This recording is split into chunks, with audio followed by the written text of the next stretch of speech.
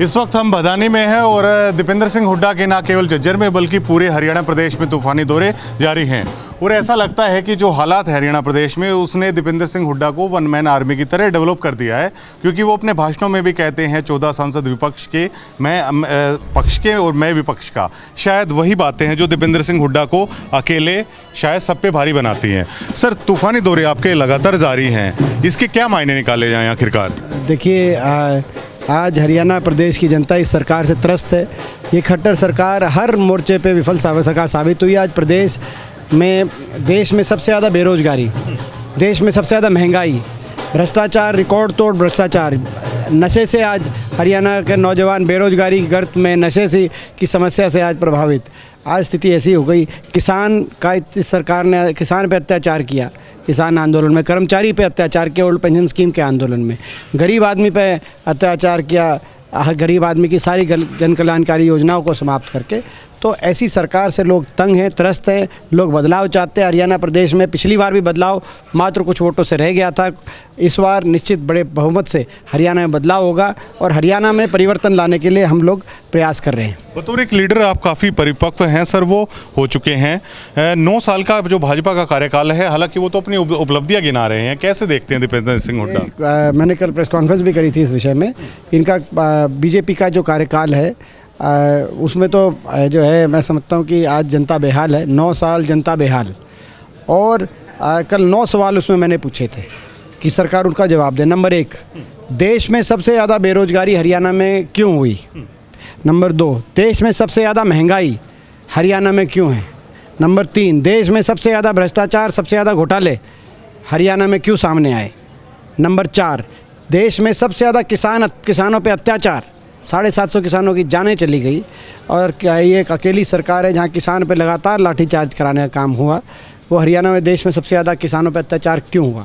Number 5, विकास में हरियाणा देश में नंबर 1 होता था, निवेश में देश में नंबर 1 होता था। आज निवेश और विकास में हरियाणा देश के पीछे के राज्यों में हरियाणा गिनती की हुई। नहीं कोई बड़ा परियोजना आई इन 9 साल में, कहीं कोई एक मेट्रो का खंभा इस सरकार ने बनाया हो, 1 इंच रेल की लाइन बनवाई हो, एक कोई थर्मल का कोई कारखाना लगाया हो, कोई एक IMT या औद्योगिक क्षेत्र बड़ा विकसित कराया हो सरकार ने, एक भी। तो सरकार बताए, एक बड़ा कोई अस्पताल, एम्स जैसा कोई अस्पताल बनाया हो, कोई एक जो है कोई बड़ी कोई विश्वविद्यालय बनाया हो, यूनिवर्सिटी बनाई हो, कॉलेज ITI बनाई हो, तो सरकार बताए। तो ये विकास और निवेश में हरियाणा पीछे हो गया और कर्जा हरियाणा पे ज़्यादा चढ़ गया। आज 61,000 करोड़ का कर्जा था 2014 में, वो बढ़कर आज 4 लाख करोड़ से ऊपर जा चुका है। और आखिरी सवाल कि हमारे खिलाड़ियों का इतना अपमान क्यों, हमारी बेटियों का इतना अपमान क्यों, खिलाड़ियों को क्यों नहीं नियुक्ति मिली 9 साल? दूसरे राज्य नियुक्तियाँ दे रहे हैं, यूपी की सरकार नियुक्ति दे रही है। नियुक्ति की नीति सबसे पहले हुड्डा साहब ने शुरू करी थी हरियाणा के लिए, लेकिन उन खिलाड़ियों को आप नियुक्ति क्यों नहीं दे रहे? जो मेडल लेके आ रहे हैं आपके, वो वही नीति। बाकी मैं राजनीति से ऊपर उठ के पूछना चाहता हूँ, बीजेपी की बाकी प्रदेश सरकारें कई जगह नियुक्तियाँ दे रही है, मगर खट्टर सरकार क्यों नहीं नियुक्ति दे रही? ऐसा क्या गुनाह किया हमारे खिलाड़ियों ने? मैं पूछना तो सरकार से। तो ये हमारे कुछ सवाल हैं जो सरकार। मेरा आखिरी सवाल है सर, हर वक्त आदमियों से घिरे रहते हैं, ऐसा लगता है कि पूरा हरियाणा जैसे आपसे मिलना चाहता है, तो ऐसे में कैसे एनर्जी है दीपेंद्र सिंह हुड्डा वो बनाए रखते हैं? 3-3, 4-4 घंटे लगातार प्रोग्राम चलते हैं आपके, तो इसका क्या रीज़न मान के चले? इसका रीज़न जो है लोगों के आशीर्वाद की शक्ति है। इसी के आधार पर लड़ाई लड़ रहे हैं। केंद्र सरकार के भी निशाने पे हैं हम, प्रदेश सरकार के भी निशाने पे हम हैं, बीजेपी के भी निशाने पे हम हैं, जेजेपी के भी निशाने पे हम हैं। 14 सांसद हैं भाजपा के, मैं अकेला विपक्ष का सांसद हूँ। सभी सांसदों के, रोहतक से लेकर बाकी सभी सांसदों के भी निशाने पे हैं। तो लड़ाई लड़नी पड़ती है और लड़ाई लड़ने में जो खुराक है वो लोगों का आशीर्वाद है। बात करने के लिए शुक्रिया, धन्यवाद। आप देख सकते हैं इस तरह के जब नारे लगते हैं ना, तो आप उन बातों से देख सकते हैं। देखिए, लगातार दीपेंद्र सिंह हुड्डा है, ये मुद्दे तो लगातार उठा रहे हैं और कई सारे मुद्दे ऐसे हैं जिनका जवाब भाजपा या जजपा है वो अभी तक निकाल नहीं पाई है। तो काफ़ी मेरे ऐसे सवाल थे कि क्योंकि समय ने दीपेंद्र सिंह हुड्डा को बतौर एक परिपक्व लीडर के तौर पर है, वो लगातार समय ने शायद उन हालातों में वो आए, उन हालातों में जब वो आए तो परिपक्व है वो लगातार होते जा रहे हैं, क्योंकि अपने भाषणों में वो लगातार जिक्र कर रहे हैं कि संसद में 14 जो सांसद हो जाते हैं वो सत्ता पक्ष के हो जाते हैं, मैं अकेला विपक्ष का हो जाता हूँ, आवाज़ दबाने की कोशिश की जाती है।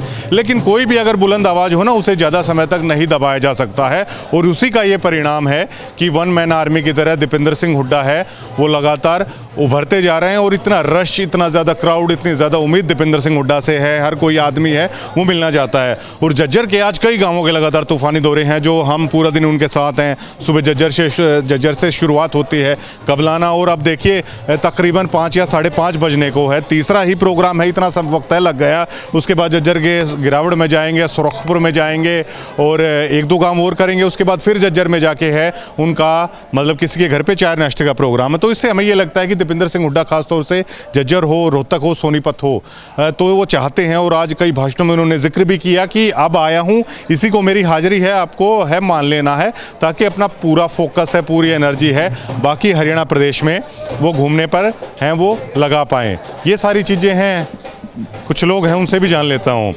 बड़ा लाजवाब प्रोग्राम है आज दीपेंद्र सिंह हुड्डा का, भदानी में भी हुआ, क्या कहेंगे? भाई मेरा गांव भदानी है, ये हमारी चौपाल का उद्घाटन था, पूरे गांव ने रंग चा के साथ इसमें सहयोग दिया है, पूरे गांव का धन्यवाद है। इसमें एमपी साहब आए, उनका शुक्रिया, बहुत ही अच्छा प्रोग्राम हुआ। ठीक है। नीटू भदानी है, चांदी का मुकुट दिया आपने है और सम्मान किया, और भदानी में तो देखते ही बनती हैं सारी चीज़ें। दीपेंद्र सिंह हुड्डा अब ये कह रहे हैं कि देखिए अब मैं आ गया हूँ ना, तो अब चुनाव में ज़्यादा परेशान है वो मुझे ना करना, इसी को मेरी हाजिरी है मान लेना, ताकि मैं अपना समय है वो अन्य जगहों पर है मैं लगा पाऊँ। तो कैसे देख रहे हैं अब की बार खासतौर से लोकसभा चुनाव को भदानी है वो कैसे देख रहा है? अलाउद साहब, पहले तो आप भदानी गांव में पहुंचे तय दिल से धन्यवाद करते हैं। दूसरा, ये भदानी गांव नहीं, रोहतक पार्लियामेंट इस इंतजार में बैठा है। अब जो पिछली बार ज़बरदस्ती से बीजेपी सरकार ने साम मापदंड भेद अपना के और लोकसभा जाने से सांसद दीपेंद्र सिंह हुड्डा को रोक किया ना, उसका खामियाजा अगले 2019 वाले विधानसभा चुनाव में भी भुगता है बीजेपी सरकार ने, क्योंकि 3900 वोट कम थे, मात्र 3900 वोट कम थे बीजेपी से कांग्रेस पार्टी के, उससे वे सरकार बना गए।